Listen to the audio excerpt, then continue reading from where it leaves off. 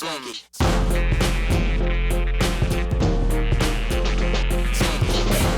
is Education, and I'm going to introduce Garrett, that handsome gentleman right there, if you would stand up. Alrighty, so our first roundtable today is our Education Roundtable. We are joined by three exceptional women. First we have Lori, and how do you say your last name? It's 3 syllables, Gimelshteyn. We got Lori Gimelshteyn, Executive Director of the Colorado Parental Advocacy Network. Let's give a nice round of applause to Lori. And of course, we have wonderful Deborah Flora joining us. She came to our last Freedom Forum. She's the writer and producer of Whose Children Are They? And she's also the host of the Deborah Flora Show. Thanks for joining us again. And we're also being joined by Ann Moore, all the way on the right over there. She is the former Cherry Creek teacher and dean.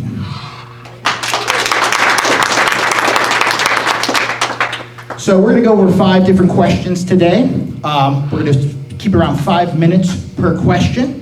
And I'm gonna select someone to start to respond first, but feel free to chime in at any time after the first speaker is done. So for our first question, and I would like to direct this at Deborah and Ann, is the point of schools is to provide an education. However, students' academics are plummeting. Why do you think that is?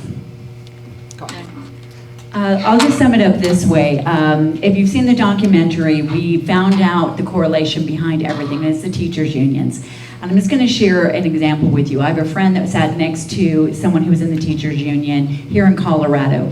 And if you don't know, Colorado Education Association, which is the statewide branch of the National Teachers Union, put out a statement at their last meeting that one of their goals was to stand against capitalism and tear that down.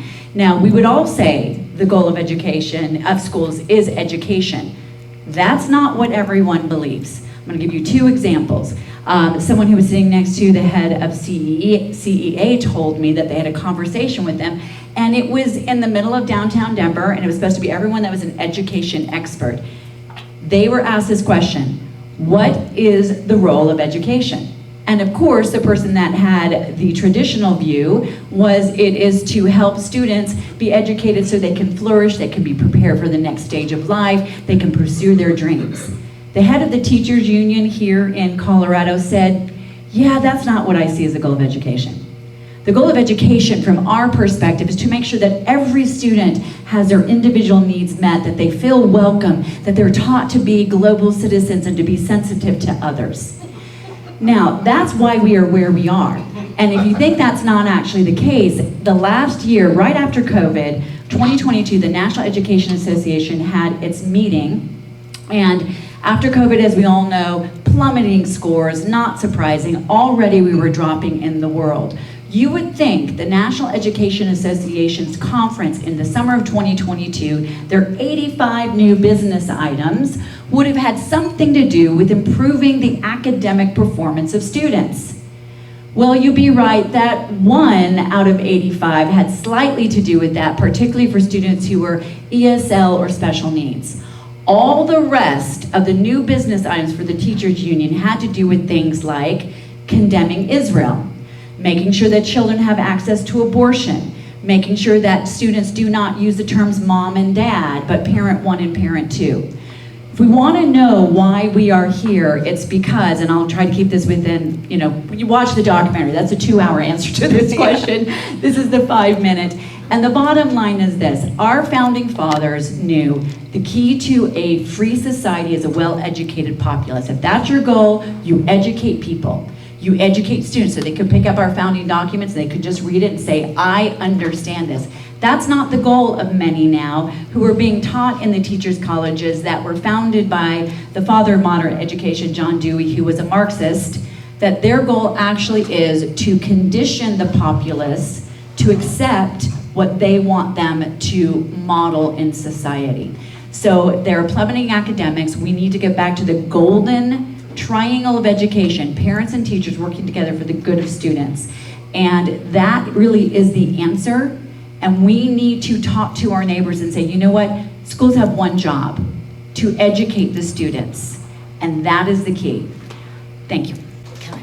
Oh, you got it. So Deborah just spoke the truth, and it took me a long time as a teacher and as a dean and as a mom and now as a grandmother to fully appreciate that truth, because I think I come out of a generation where I trusted the education system, just like I trust my doctor. And it was happening right even under my nose as a teacher. And it was kind of just like this slippery slope where you would see things going further and further left and away from academics. And then obviously the pandemic blew the top off of that, thank goodness. Even this last week, our own Board of Education in Cherry Creek, our test scores are very dismal for Cherry Creek School District. And every time you ask them, what's going on with it, they have the pat answer that that's only a snapshot in your child's life. Well, it is a snapshot. And we are the parents, we are the head coach, we are the captain of the ship, not schools like Deborah referred to that have been going at this for 100 years, and they're making themselves known loud and clear right now. Yeah. Do you want to edit that? Nope, we're good. Okay. Well, perfect. Well, it sounds like we need to focus on educating our students and not indoctrinating them. Yes. So let's move into the second question here. And I'm going to start with Ann to answer this one. Safety and security are of the top concerns of parents. How are Colorado schools doing, and what is their plan going forward to address this? Well, it is it's top of mind for every parent. If your child's not safe at school, he or she's not going to learn. I still think we're very reactive, and then as soon as we have a school shooting, everything blows up, and we're talking about gun control, and you know, gun control or no, if a person that's that mentally ill wants to come in and kill someone with a gun or a machete or whatever, they are going to do it. So we need to get on top of that with mental health for one. And when kids have severe behavior disorders, of which there are many of our children are not well, and they don't get identified till they're in school, that's too late. They need to be identified early, and we need to support parents who have children who need that kind of help. One thing I want to add to this is a winning issue. If you're in the Denver area, Denver parents woke up. You don't have to be, it doesn't matter if you're a Democrat or Republican, you're a mom and a dad first. And the day after the East High School shooting, that student, by the way, was moved from my alma mater, Overland High School, because he was under arrest and was on probation for a weapons charge. They moved him to East High School. Parents did not even know they had these safety programs where they expected academic administrators, teachers to pat students down. The other thing that was so ironic, I broke the day afterwards on my radio show that while all SROs were removed from Denver public schools, guess who had armed security? The school board. You guessed it. Now here's the good news. That is waking people up, because what always happened after every single shooting is it was politicized and immediately became about getting rid of guns. People have had enough, and they realize that our most precious assets are not the celebrities or the sporting events where there's armed staff and security. Yes, that's important. It's our children. So this is a winning issue when you talk to anybody in your neighborhood, and this is where we're going to turn it around, one of the areas. And that makes such a good point, because we have plummeting academics, as we stated earlier. More than 50% of students in the state of Colorado are not at grade level in English language arts or math. And those numbers are plummeting. If you look at Brighton, those numbers are down to 7% for students in math and 13% for students in English. So based on, there's 178 school districts in the state of Colorado that are contributing to these numbers, but we're leaving too many students behind. And one of the biggest issues that we're hearing from students and parents and teachers is that safety and security is one of their top issues. we have, the very serious concern around school shootings, weapons on campus, and the mental health and stability of our young children's minds. We also have serious Title IX violations happening in the state of Colorado. We have sexual and physical assault and harassment happening on campuses daily, and children are being forced to be in classrooms with the person that assaulted them. And last year in Cherry Creek during April and May, there was a student-led walkout because this young woman at a high school, Grandview High School, had been sexually assaulted, and that she was being forced to be in the classroom with her assailant every day. And the district just kept saying, well, there's nothing we can do about it. And she was not in a safe learning environment. How can you be expected to learn and grow and thrive when every day you go in and see the person who assaulted you?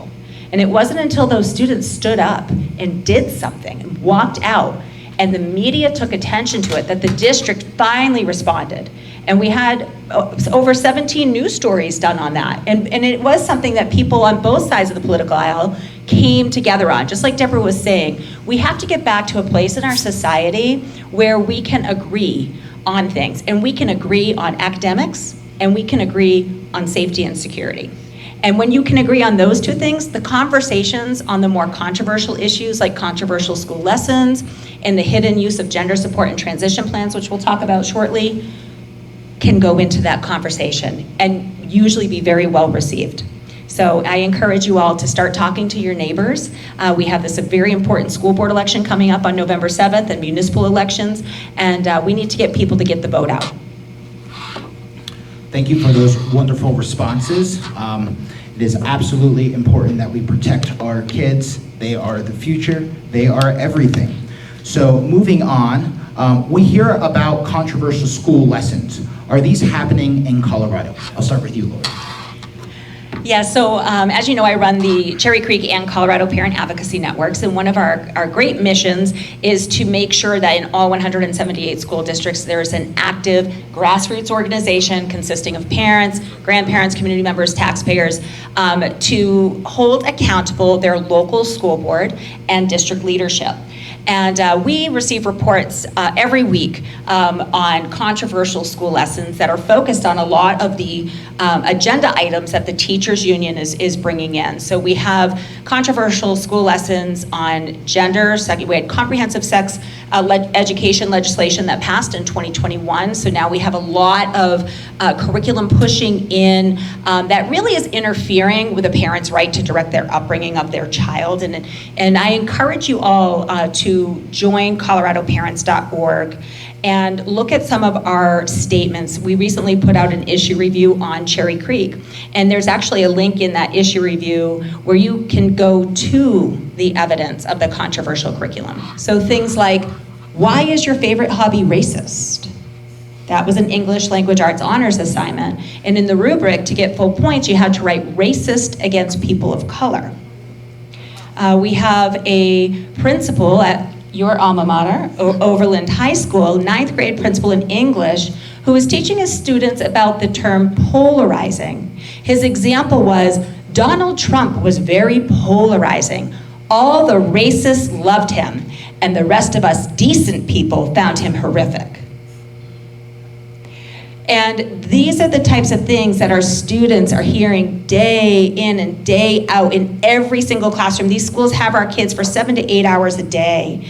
And the influx of political persuasion on our students is overwhelming. My own son, Sherry, who is the type of student that needs to get the A, he will get the A. He said, "You don't understand, Mom. I have to think one way at home and another way at school."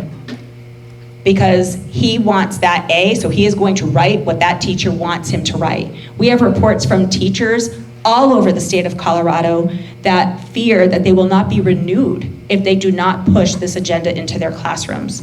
And we have school districts that have put in equity teams. You're watching district administration explode in numbers. And it's funny because they're very, very clever at using our vocabulary, but not our dictionary, the way that Alvin Louis with Courage is a Habit always says, and they weaponize our kindness. So for example, in Cherry Creek, One of the tricks that the district is doing to say that they're not administration heavy is they don't call them administrators, they call them partners. Okay, it's just, I mean, it's ridiculous what they're doing. So I encourage you to go to coloradoparents.org and sign up to get involved. And then that way, if in your community, where your school district is, if we don't have an engaged group that is holding your school board accountable, we can help you set one up. Okay, I'm gonna turn it over to you. I just want to add to that as a teacher. This summer I taught summer school to rising seniors who had flunked English either 9th, 10th, or 11th grade. And I made the entire class Socratic based on a book called Cowboy Ethics, How to Win at Life. And it allowed the students their opinions. And they told me day in and day out, they are not allowed to express their opinions at all. And I was shocked because last time I was in the classroom before I became a dean, we were doing that. And what they would say and be able to express was so amazing to me, and they're not being allowed to do it today. And these were smart kids that didn't pass. And it didn't surprise me that they failed because they were not checked into it at all. If I could just say one thing also, you may be in a school district like I'm in Douglas County, we flipped our school board. Some of the best tools we have are the undercover operatives. Maybe you're not the person to go in front of a school board and make your voice heard. Maybe you're the one to sit in on a Zoom meeting or get something leaked out. We know about the Colorado Education Association and their anti-capitalism Marxist stance because a teacher leaked that. In Douglas County, it took one thing for us to finally flip our school board. They told us over and over again, oh, there's no CRT here, there's no CRT. Somebody found and linked a training by the Gemini group, training over 800 educators. And in it, they said, basically, it was two people who get paid a lot of money to do this, and they basically said everything straight out of CRT. They said, when you are in your classroom, make sure that people know that there's intersectionality. If someone's a white, cisgender man and Christian, they are the oppressors, and the others are the oppressed. And the thing that got people worked up was they then taught the teachers how to get around the parents who they called dissenters. The parents will be dissenters, here's how you hide it from them. Now, the best thing that happened was that got leaked, and that's what led to our flipping our school board. If wherever you are, be an undercover operative, like two moms I know up in the Boulder, Poudre Valley School District area that sat in during the summer on a Queer Endeavor training, recorded the entire thing and got it out. And that is the goal of the Queer Endeavor, housed by our tax dollars at University of Colorado in Boulder, is to queer the classroom, every single classroom at the age of preschool and kindergarten. I don't want them learning about heterosexual sex at that age. I want them to be potty trained, that's it, right? But the bottom line is this, those moms found that to be their goal, and sometimes it's that one thing that will waken everybody up. So whatever your gifts are, consider being part of the new undercover media. We need you. Well, thank you for those responses. You know, I look at these children and how these school boards are interacting with them, and it makes you wonder, they're being taught what to say. If they don't say it, they're in trouble. They can't get the passing grade, like the instance of your son. How can there not be mental illness amongst our youth when they're oppressed like this? Yeah. I mean, and I just want to say one thing. There's a great clip of a mom who went up recently at a school board meeting. And as we know, mental health is going through the roof. We have to be careful because what they're doing is using it as an excuse to absolutely flood the schools with mental health professionals, where the very first thing they're going to tell that child when they come in is that they need to go through gender transition surgery or whatever else. This mom got up and said, listen, children as young as 4, 5, 6, 7 should not be dealing with pornographic books, determining if they're a boy or a girl or any of that stuff. That's why they're mentally ill. We're not letting them be children and just have a sense of wonder and learning and grow. That's what's causing the mental illness, that and the lack of security, that and the having to sit next to somebody that abused them. We cannot let them flood our schools now with mental health professionals who are simply there for an agenda. We've got to let kids be kids, period. I think we all agree 100%. Moving into the next question. Another topic we hear about are gender transitions that are hidden from parents. Are those happening in Colorado? We'll start with Lori. They certainly are happening in Colorado. We have CORID, which is the Colorado Open Record Act request, which is similar to the Freedom of Information Act, documents from schools across the state, and we have actual evidence of intra-district confidential reporting forms for when a child goes to a safe teacher. So safe teacher and safe spaces or trusted adult is something that is being pushed in public schools across the state of Colorado and our nation. The key thing here that I need to get across to everybody in this room is that that's a self-identifier. Who identifies the safe teacher? The teacher does. And so we have examples of students that have teachers that talk about, you should really consider trying homosexuality before you decide who you really are. I will bring in gender-neutral clothing because your parents force you to wear gender-specific clothing to school. I walk around with my wifey with our tops off. These are conversations that are happening in middle school and high school classrooms. We have, of course, this push for students to give their pronoun. They are told beginning in kindergarten that gender is fluid, that they can be who they want to be, they can choose their sexuality. They're talking about sexuality at these young grades. And children, we have reports from children that really push saying, well, I want to fit in, so I'm going to choose this other pronoun.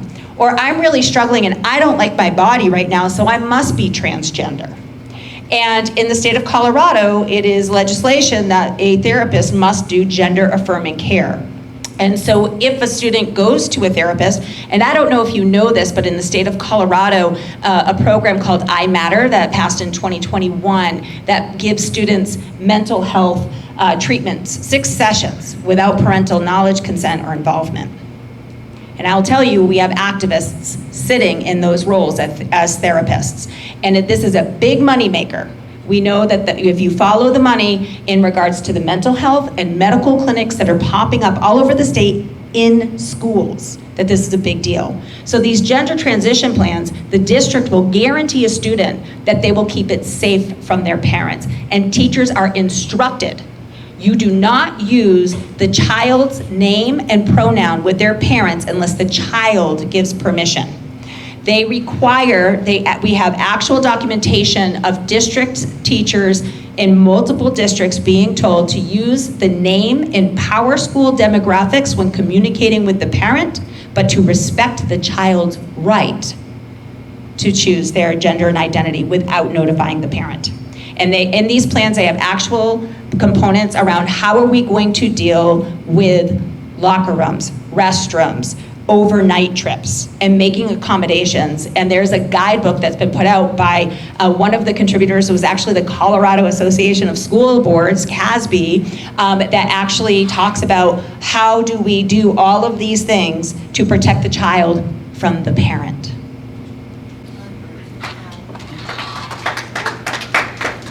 Yeah, absolutely. You know, when it comes to gender transitions and students, you know, once again, comes back up to mental illness. You know, we're back on that topic. How does fighting mental illness help when you are keeping things from the parents? You're telling the teachers one thing and the students another thing. That is not conducive for a healthy learning environment. That's going to cause a lot of confusion, and that's going to cause, once again, a lot of mental illness. And I do want to chime in here real fast, talking about, you know, gender transitions. You know, as a gay man in this community, I often think about, you know, when the left talks about, well, what about, you know, think of trans lives, trans children. And I often think about, well, if you didn't force them to become trans and indoctrinate them, they'd be in a much healthier situation today. So let's just think about children in general and not break it down. Moving on to our final question. We are in the middle of school board elections here in Colorado. What advice would you have for our audience in choosing the best candidates? And I'm going to start with Deborah on that one. This is really the key. November 7th, as Lori said, is incredibly important. We got here because most of us had just been busy and we just thought school boards were the sleepy elections and everybody was out for the right reasons. I honestly believe what's happening at the school boards around our country is what's ultimately going to save our republic, because parents are waking up, but some of them have gone back to sleep because schools are open now. Every single one of you needs to be the person that communicates with your neighbors. And really it comes down to one question. School board elections are nonpartisan, so you can't say this is the Republican, this is the Democrat. But you can ask this one basic question. Are you taking money from the teachers' unions? Because that's really it. If they're taking money from the teachers' unions, they are handpicked, put in that position, and that's who they answer to. They do not answer to the primary stakeholders, which are the parents, the students, and the community. And every single one of you, you don't have to have kids or grandkids to go and make your voices heard, because you are a tax-paying citizen, and what is going on in the school districts impacts your community. Here is what I would say. The money is shifting. It used to be that our candidates had no chance because the amount of money that would come from the teachers union was huge. And you'd see a flyer and I would guarantee you that was the teachers union candidates. Now that's still the same case in some areas, but you need to find out who are the conservative. Part of it is joining coloradoparents.org. I'm on the board of CPAN, 100% support it. Find out what the groups are in your neighborhood. Join those Facebook groups. That will help you find out which candidates are conservative. Listen to my radio show, not because of anything personal, but I do everything I can to have great school board candidates on, because the mainstream media is not going to talk about it. So you need to be the person that, by the way, paint the back of your car. Believe it or not, that is a huge way to get the word out. Get the yard signs, support them. And report if your school, by the way, is having a painting party for the teachers in the school parking lot for the union candidates, because that's against the rules. That's what they're trying to do. So find out who they are, donate to them. You will be shocked at how much difference $100 can make to a school board candidate.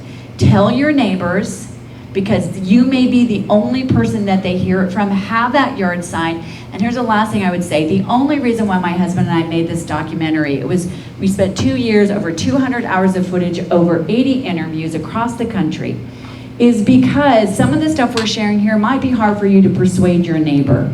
But we've done a very extensive, thorough overview of putting it together. And we did it strategically, by the way. The left is very strategic. When we talked about CRT in our movie, all of the parents we interviewed are African American, right outside of where George Floyd went down. And you better believe they are livid if their kids are being told that they can't achieve. Same thing that we did with school choice. We went to inner city Latino communities, etc. If you have a neighbor that had the wrong yard sign out in front of their yard, don't hit him over the head. Our job is to persuade them. But if you need to persuade them, have what we're calling truth parties. Show the movie, invite them over going, wow, I didn't know this. Did you know this? We have a few weeks left. The ballots drop next week. Every single one of us has a sphere of influence that no one else has. Be the ones to communicate them. You can get the documentary at whoschildrenarethey.com. I'm sharing that with you not because you get rich and famous making a movie that takes on the teachers' unions. You do it because you want to provide a tool. It's not hard to find out who the conservative ones are in your school board race, and you ask them this other question: what do you believe is the role of education? You're going to be amazed what you hear. Do you believe the parents have a right to know what's going on in the classrooms? Those are the key phrases that will tell you which side of the spectrum they are on, whether they want to politicize, sexualize, and indoctrinate, or whether they want to get back to actual education. So every single one of us has to be engaged, and I appreciate all of you being here. By the way, we will win it. I don't care if you're a Democrat or Republican. It is unnatural to tell a parent you don't have a right to know if your child is transitioning or what their education is. This is where they're going to lose it, and then we'll take it further and we'll begin to persuade them in other elections. So thank you for being a part of the fight. I need to give a plug to your show because Deborah puts out recordings of her show, so you can go look up the school board candidate that she has interviewed and learn about it in a heartbeat. And I really appreciate that because I often miss shows, and if I do, I don't know where to go. So you can go on Deborah Flora Show, KNUS 710. I did not pay Ann to do that, but it is 710knus.com. There we go. Thank you. And I completely second everything that Deborah said. You need to know who your candidates are. They might be the ones that are called racist. That's another good way to know If you're not, who you the right haven't candidate lived is. yet. Yeah. That's just a joke, but it's actually pretty true. And make sure that we don't stop supporting these candidates after November 7th. The biggest issue that we see with boards that have flipped in the last election cycle in 21 is everybody wiped their hands and said, take it from here. These candidates are stepping up into a 4-year term. And this is an unpaid position that will be 20, 30, 40, 50, 60 hours a month. And they're doing this on top of raising families and working full-time. So you need to be a responsible citizen yourself. And you need to tell your neighbors that don't have kids in the school, it's our tax dollars paying for this nonsense. We need to go support these candidates that we elected, that stepped up into service. Go there, even if you're just sitting in the Board of Education meeting and applauding them. And then I also encourage you to get involved in local boards and commissions. How many of you in this room are on a local board and commission?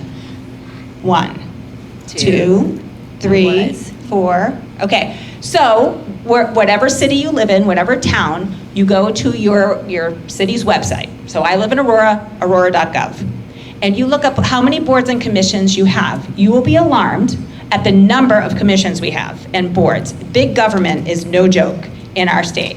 And you get your voice on that commission or that board, okay? And I want you to think about 2025 right now, because we cannot be in the situation again that we're in again in 23 that we were in 21. We need to have candidates for 25 November 8th of 23. And we need to make sure we stay engaged. Never have blind trust again. Yeah. Well, perfect. Thank you guys for joining me. You know, I think it's really about, having parents involved, safety, and of course, educational freedom. But most importantly, folks, get involved, get out there and help your school boards. This is how we build a bench of future candidates. This is how we get Republicans elected into higher spots to stop this insanity. I'm gonna pass this back over to Andy. Thank you guys for being a wonderful Education Roundtable.